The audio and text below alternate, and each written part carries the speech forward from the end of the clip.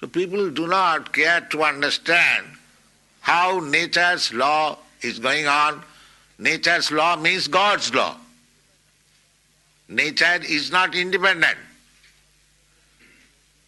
That is stated in the Bhagavad Gita. Maya dhakshena prakriti swayate sacharachana. Nature is a machine.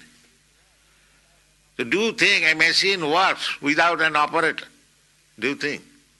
Is there any evidence? Now this is a machine. Photography. A wonderful machine. It is taking the picture and it will move. But there is an operator. Where is the machine which is working without operator? Can you give any example? Here is a machine which is working without operator. So how do you think that the nature machine is working without the supreme operator, God's instruction? How do you think it? This is not very reasonable. We have to judge. There are different evidences. One of the evidence is hypothesis. That hypothesis is that because we see that no machine works without operator, therefore we should conclude it, even though we do not know what is God, what is the nature, we must conclude it that this nature is working under some supreme operator. That is God. It is not necessary to see the operator, but we can guess that there must be operator. The human life is meant for finding out who is there to operate. That is human life. Otherwise it's cats and dogs' life. They are eating, sleeping, mating and dancing, that's all. That is not human life. You must find out who is the operator.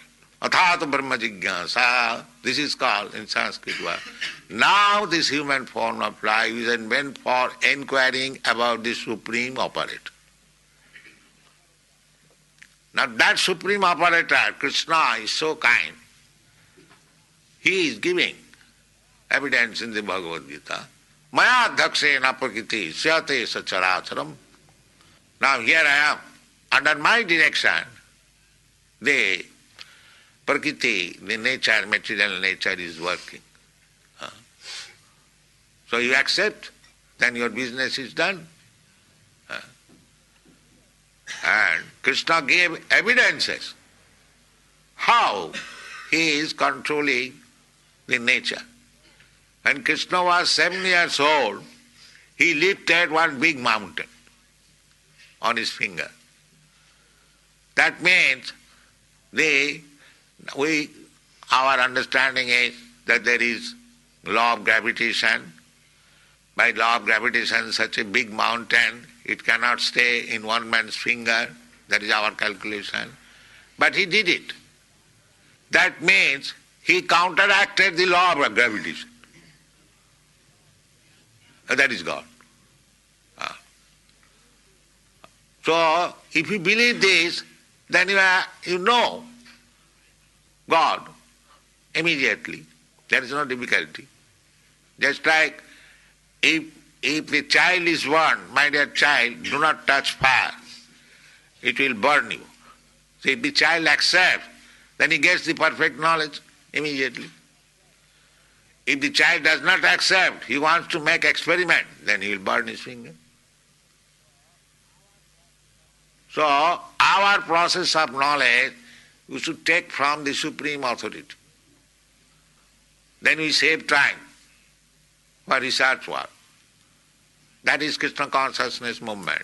We take perfect knowledge from Kṛṣṇa. I may be imperfect, just like child is imperfect.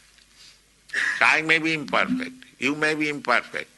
But if you take the perfect knowledge from the Supreme Perfect, then your knowledge is perfect. That is the process. This is called avaroho pantha, knowledge coming, deductive knowledge. So everything is there, and if you like to take advantage of this movement, make your life perfect, go back to home, back to Godhead, then fully utilize this center, our Melbourne center, come here, read our books and argue, try to understand with your full knowledge, no blindly acceptance. There is reason, there is argument, there is philosophy, there is science, everything is there. And if you accept that simply by chanting I shall realize, that is also